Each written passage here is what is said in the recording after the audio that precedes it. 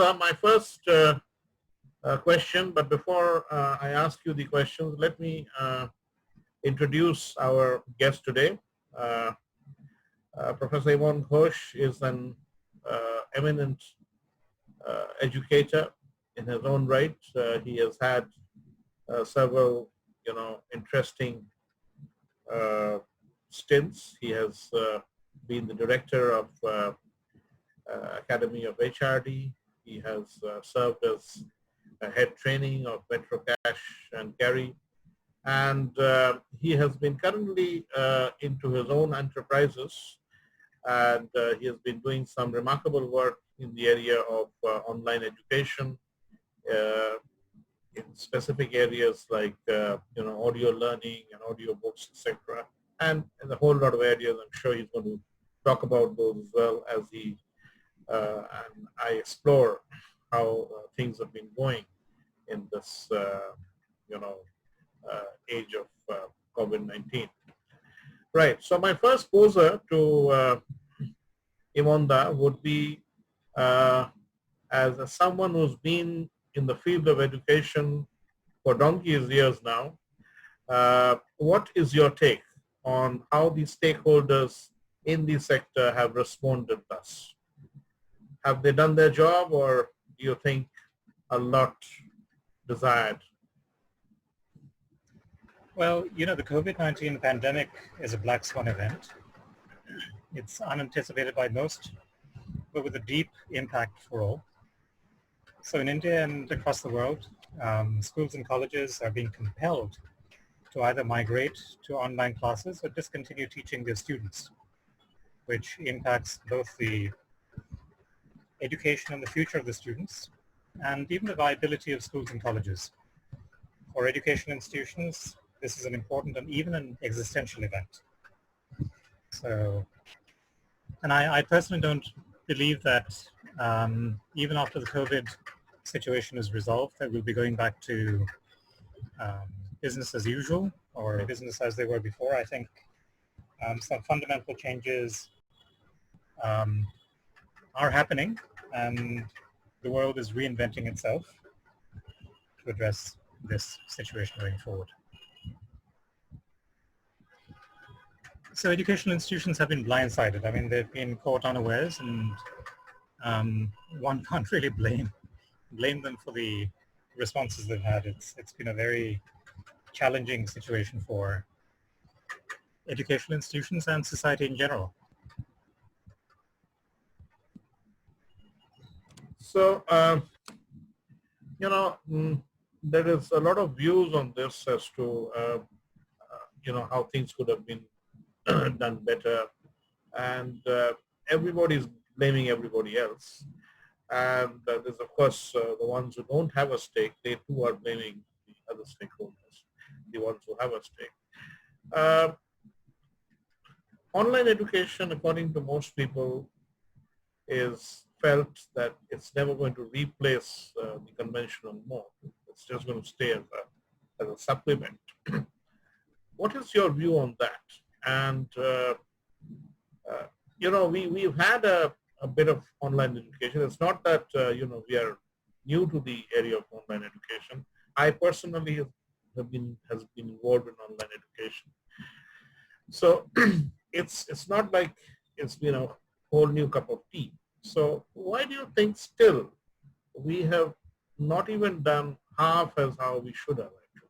What has been the major issue according to you? Well, I think to begin with, to answer your question, I don't think there's much room for blame. I think everybody needs to pull together to get through this unprecedented situation. So blame games aren't very constructive. But coming to the issue of the e-learning industry, in 2015 it was worth around 107 billion US dollars, which is not unsubstantial. It's quite significant. This is in 2015. It's been growing at about 28% CAGR, compound annual growth. And by 2025, it's estimated that the e-learning industry will be worth $325 billion. This is according to Forbes and other people have done these studies. Now, all of these figures came before the COVID pandemic came about. So what we have seen in recent months is an even sharper acceleration. Schools, unfortunately, are scrambling to find online alternatives. And this has been a challenge because remember that even though there has been rapid growth in internet access and availability, even in India, I mean, many people have access to smartphones across the country, but there still is a bit of a digital divide. Everybody doesn't have access. So even online solutions would not be a complete solution for every single person, even though it's growing in its viability. Fortunately, the access costs have been coming down, and smartphones are also becoming less expensive. And now many online learning platforms are mobile optimized as well. So it is an increasingly viable proposition, but the unfortunate fact is that not every single person in India has access, and this is true around the world. There still is a bit of a digital divide, and that needs to be addressed. Right. If we may now move into another area, and in fact, picking from where you just left, on one hand, of course, there are these issues of, at the student end, and it is being felt that, getting a smartphone is something like a luxury proposition for most of Indian students. And at the same time, there are issues of infrastructure, issues related specifically to bandwidth availability in different parts of the country. So going by, these micro and macro level issues, how practical are online, or e-learning in India as of now? How can we overcome these, and where do we stand as of now, according to you? This is a very interesting question. Over the past 5 years, I've been looking at these issues quite deeply. And partly this is motivated by challenges that I had when I was the director of the Academy of HRD between 2010 and 2014. Even though we had the infrastructure, my personal knowledge levels in this area were not very high. And so after leaving the Academy, I've actually invested in over 250 software tools and platforms in the past 5 years. And this is an area that I've been looking at a very practical sort of level. And in my opinion, we now have the tools. We have numerous platforms that, online learning platforms that people can look at. They have advantages and disadvantages. But for those who have access to, let's say, smartphones and an internet connection, it shouldn't really be an issue. Now, the question, I think, a deeper question would be, can you replicate a classroom learning experience in an online environment? And I think a lot of people have questions whether this is possible. An interesting study was done, and perhaps, the whole paradigm is wrong. We shouldn't be looking at whether learning is optimal in classroom learning environments. I think people have actually looked at this issue and some have come to the conclusion that in many cases, in most cases, classroom learning experiences, even though they are interpersonal, they are interactive, are not optimal. Having students sit for hours on end in classrooms may not necessarily be the best way to ensure that each individual learns the most in the time available. So there are issues that we can look at in depth. What I'm interested in personally is, can we actually enhance the quality of online education so that it approaches or even exceeds, in some cases, situations where students are in a classroom with features now. Of course, there are many variables here. One, of course, is classroom sizes. I mean, if you have 50 students in a classroom of 60, none of them are going to get much individualized attention. In many countries, the aim is to have between 20 to 30 students per class. That isn't achievable for in a lot of classrooms. Now, there are a whole lot of pedagogic and andragogic issues that need to be addressed. But one interesting experiment that precedes the current crisis, of course, is the whole concept of a flipped classroom. Is it possible to ensure that students are able to access the body of knowledge that they need to have access to at their own pace and not necessarily within a cohort of 20 or 30 or 50 other students in a classroom, because each of us learns at a different pace.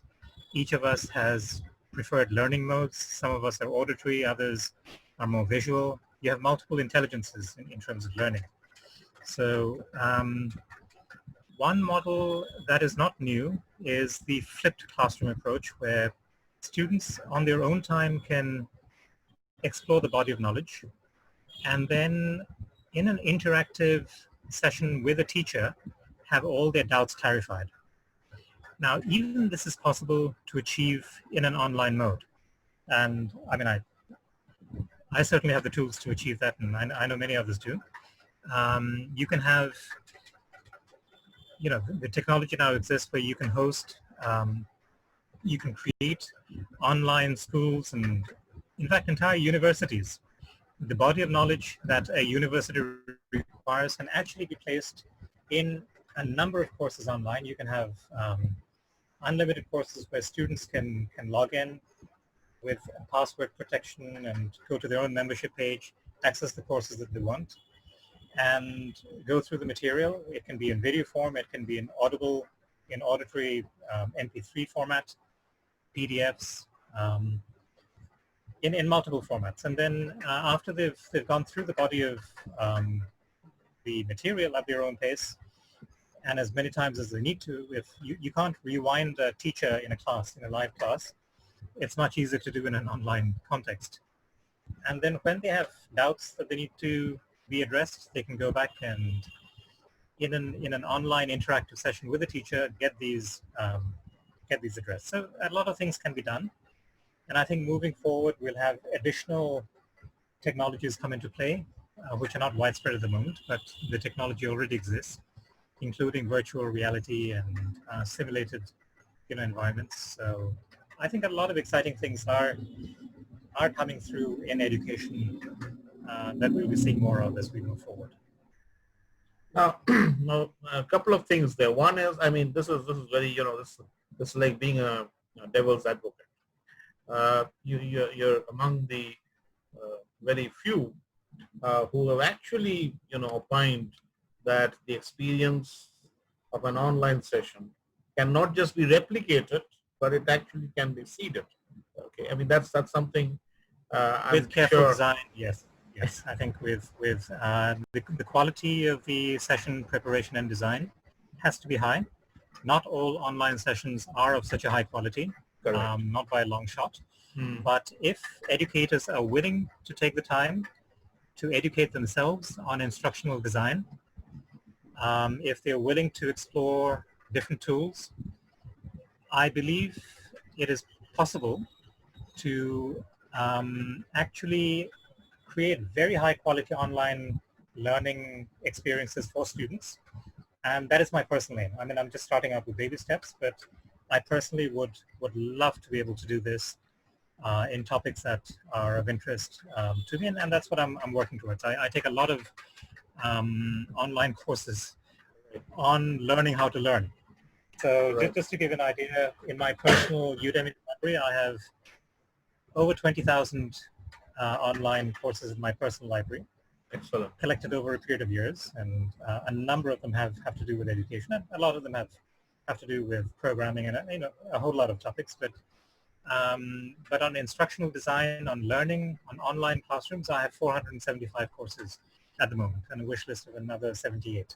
So wonderful. I have invested over a period of time. Now, Rajib, there's another issue when we look at education, whether in schools and educational institutions or in a corporate learning environment. All education seeks to change behaviors. Absolutely. Yeah. But if you think about it, it's really quite interesting. Most education sessions, whether it's offline or online, aim to provide students with information. You see the disconnect. So, and if you look at it, an average student is bombarded with a whole lot of information. Now, how much of this leads to behavioral change is a mute point, because we know that in order to change behaviors, we need to address not just the conscious mind, but the subconscious. And that requires a whole set of different tools, which exist. For over 2 decades, I have been investing in a wide range of tools that address how to accelerate learning and what kind of conditions can improve learning environments, can accelerate them. It is possible. It can be integrated even in online sessions. You can, for example, you're familiar with alpha, beta, theta waves, etc. So it is actually possible. It's a little more difficult in a classroom situation, but with online technologies, you can actually accelerate learning. You can do a whole lot of stuff. And, so I think for those who are willing to experiment and do research and development, I think this is an exciting field. I think there are a whole lot of low quality online courses out there, but a few very high quality ones. And from time to time, it's a delight to come across teachers educators who provide very high quality online courses. Right. I myself am a student, and I'm experimenting with different things. So. Right. Now, I'm really tempted to ask another counter question before I move into another one. Now, one is, you just mentioned about, the instructional design and other kind of trainings that teachers would require before they actually, become as proficient and deliver that experience. That's one. Now, there's another school of thought which feels that online educating rather, requires a special type of skill, which is different from an offline experience. Their thought is, it's like more of a facilitation that we are doing in an online education. Now, how would you put that? Are we therefore looking at existing teachers who would, add on more value to their career with these instructional design and other technologies that you're talking about? Or are we looking for a new set of people with the different skill sets, like facilitation largely, who would, adapt to those new environments? So what kind of resources are we looking at the end of the day?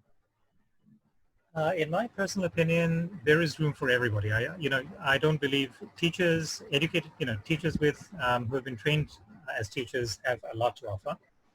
And I think with a little upgradation in their skill sets, it shouldn't be too difficult. A lot of teachers are already adapting to online classes. Currently, with Zoom and other available technologies. So I believe there's room for teachers and also facilitators. So, if you look at the different types of online courses, there are broadly 6 different types. You have master classes. The most common type of course is delivered by an expert, so students can watch, that students can consume in their own time. You have coaching, often included aspects of a master class. A coaching course includes a more personal, touch, recorded material, and interactions. You have MOOCs, massive open online courses. You have corporate trainings, you have mini courses, and you have software onboarding, academic and software onboarding. Whenever businesses sell courses, they need to educate customers. Now, one area that is not often considered is that given the current pandemic, it's forcing everybody to take a very close look at online education. Yes. Can I suggest that, this field is actually broader than we think? I mean, I would suggest that we broaden our perspective. It is not a one size fits all. I mean, there are many different flavors to this. Even for companies, one exciting possibility that many companies haven't considered so far are online courses for educating customers about their products and services. Now think about it. I mean, salespeople cannot really go out and make pitches during a pandemic, but if companies take the time and the trouble to educate customers about products, about better use of their products, upgrading their skills, then they're actually adding value to the relationship. Absolutely. Companies are not just perceived as another salesperson making a pitch, but as a valued and respected consultant, or even a guru if they have the skills and the know-how to add value to their customers. So it is actually a much broader. I would say that the $325 billion figure that Forbes came up with around a year or so ago may need to be broadened given the pandemic situation. And so to answer your basic question, I believe that teachers have a very important role. I do not think we should be looking to replace them. I think that would be unwise and completely unnecessary, because they have deep knowledge and skill sets. I believe that online tools should be adapted to take into account their expertise. If you're looking at corporate trainers and facilitators, it's a natural. I mean, if there's no better way to build a personal brand or a corporate brand than with high quality online courses. And so there are a lot of options available here. I hope that begins to answer your question, Rajib. Yeah, thank you so much. Now, let's move on to another area. And this, of course, is an area which we've been reading a lot on social media, on all these discussions on TV, etc. And that is, there's an increasing view amongst citizens that the government's role in education, just like in another sector like, say, health, has to be enhanced. And many are of the opinion that this pandemic has actually, pointed towards this gap, right? So what is your view? I mean, given that we are a welfare state, highly populous at that, what is your view that should indeed the government play a more important role, get into education, particularly, maybe in the primary or secondary levels in a bigger way than what they're doing currently? This is an issue that I've given a lot of thought to. I was invited in 2017, actually 2016, to contribute a chapter to the United Services Institution's Strategic Yearbook 2017. And the chapter was on India's sustainable economic growth, challenges and prospects. Now, I mean, if you get me started on this, I can speak for hours, not just the next 5 minutes. But one of the things that India, unfortunately, we need to make much greater investments in human capital development. India has been underinvesting.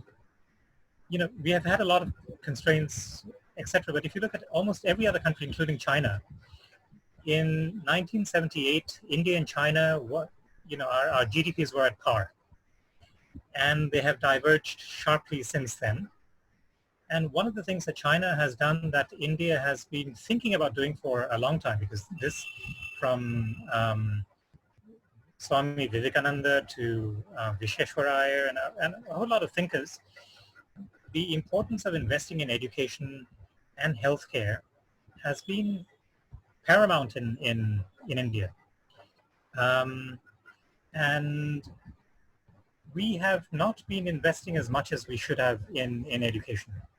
So I believe that the government does have an important enabling role in education. I think we need to step up, and public health, by the way. India is spending less than 1% of its GDP on public health. I believe China spends about 3%, France 7%, and other OECD countries much more. So we really do need to be spending a whole lot more. I believe the government has an important role in creating an enabling environment. I also believe there is an important role for the private sector, so it's not mutually exclusive at all. But education is very important. And as we've seen in some states, where the government invests in public schooling, the results can actually, within a very short span of time, can actually even exceed the best private schools. We've seen that. I mean, if you take away take away all the political sort of coloring to all this, Delhi. see where, Delhi, absolutely. Look at Oman. I mean, Oman has been investing heavily in human capital development now. This is something that we both believe in. We're both active members of the National HRD network. I mean, you've been a very, very active member and, office bearer in Kolkata, and we both believe in human capital development. And for India to become competitive, we need to see a whole lot more. Rajiv, I believe that we need to really step up our game and remember that we live in a knowledge economy. Unfortunately, China is way ahead of us in this regard, and it gives me no pleasure to say this, but we really need to invest much more in education, in healthcare, and in infrastructure. Okay, now I would get back to another area because I just have a couple of minutes left, and that area is something which which you just mentioned, and we all appreciate that. Yes, we really need to do a lot about this, and we are all trying. I suppose people who are genuinely passionate about education, we are all in our bits and pieces trying our best. Now that you have got into this venture and this online academy, would you throw some light on this this presumption or a kind of a a bottleneck, which is perhaps a little man-made as well, on this aspect of cost? Okay, and it's still like the underprivileged or the ones who are not as confident in terms of their economic upbringing and all. So how would you see them participating in this process, given the cost aspect? Now that you're thick and thin into this. Right. I think this is a very important question. I personally don't believe cost needs to be a constraint or a barrier as long as somebody has access to the internet and a smartphone where they can access online videos and course materials. I don't think, I mean, as long as we have this, not everybody does. So that is a constraint, and I believe, but if you look at it, access to the internet is coming down sharply. I mean, over the past decade or two, internet access costs have just dropped tremendously, and so has smartphones. Almost everybody has a smartphone, so the actual platform doesn't have to cost very much from the perspective of the student. I mean, I'm just making baby steps in this, but just to give you an idea, I've actually created over 100 online academies, but the first that has gone online is with 25 video courses. I mean, it's just whimsically named because I had a lot of artwork related to this, the Viking Academy, and so once you have something online, you have a digital product. It doesn't, once you recover your costs, it doesn't have to be, you can offer it at almost any price. So this weekend, for example, I'm planning to offer each course at a 99% discount as a launch. So it will be below $1. So normally a video course that would cost $97, just this weekend, beginning at midnight Indian Standard Time tonight and going on until Monday noon, is just less than $1. And after that, it'll go back to $25, and it'll keep rising. But in terms of for regular schools, etc., to host online courses. Now, this is an area that I'm exploring myself. So a lot of it depends on the volumes. Right. And some, I haven't really looked at the supply and demand curves in detail, but this is something I believe it can be affordable. For example, if you look at 100 rupees per student per month, Yeah. or maybe a little more with help desk facilities, and facilitation, I don't think that that's unaffordable for any student in any, even in a government, in any sort of institution. That should be accessible, I think. Right. So it doesn't have to be expensive. So that's And conservatively 1,500 per annum. I mean, less than 1,500 per and annum. Yeah. no, absolutely. And Yeah. it can be lower, it can be higher. Yeah. We know that students can afford more, some can afford less. That is not an issue. In fact, I was planning to donate an online academy to the UN High Commissioner for Refugees, because one of the issues is Wonderful. that refugee children have an issue with access to education. Now, I reached out and I spoke to a fairly senior official in the UNHCR. I'm also associated with UNITAR, United Nations Institute of Training and Research. And for now they said thank you, but we are fine for now. Maybe they need to develop courses in multiple languages now. Now, one caveat is this cost that I've said, 100 rupees per student per month, is for the overall infrastructure. You still need the teachers. They need to teach. It does not replace the cost of it does not replace teachers one bit. It'll just help them put the courses online, as many as they wish in an academy. And for the interactive sessions, you have a number of options. You have Zoom.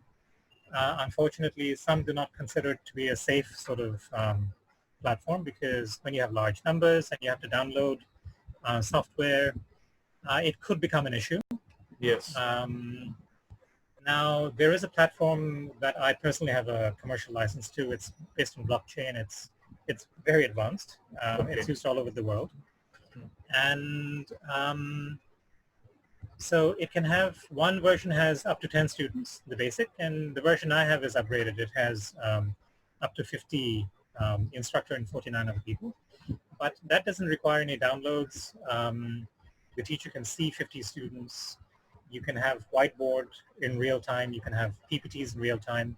You can have file sharing. So, the technology is evolving, and I keep investing in these all the time. So over the past 5 years, I've invested in over 250 of these software tools and platforms, and I keep doing so out of personal interest. And so I don't believe this will be a constraint. I think what might be an issue is people just getting used to the idea. Right. Both learners, their families, and teachers. I think initially, even teachers today, with every decent smartphone has a decent video camera. Unfortunately, mine is conked out at the moment. That's why I'm not using my camera, but and I need to sort of get my webcams repaired, and I shall. But it really isn't a constraint. I don't think any of this is an issue at the moment, and moving forward, it certainly will not be.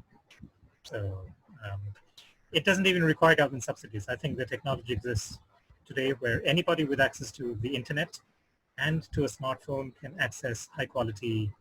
Because remember, a lot of these platforms are not mobile optimized, but many of these learning platforms now are becoming mobile optimized and fast.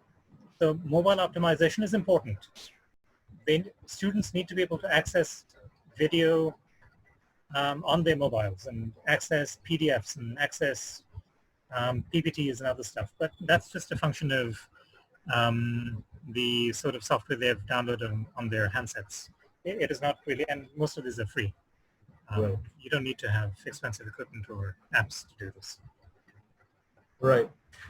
Thank you, Imon, so much for your valued time. It's really been a pleasure talking to you, and many of the myths which are associated, I'm sure people who are going to watch this, many of those would be broken, and they would take greater interest. and we really need evangelists like you uh, to promote the cause. Thank you for reaching out, Rajib. I also have a Facebook group that explores online courses and academies. Right. And anybody going to my profile can, it's even though it's a private group, if anybody asks to be a member, I'll accept, of course. I mean, I won't exclude anybody from. Absolutely. More power to you, and God bless. Thank you so much.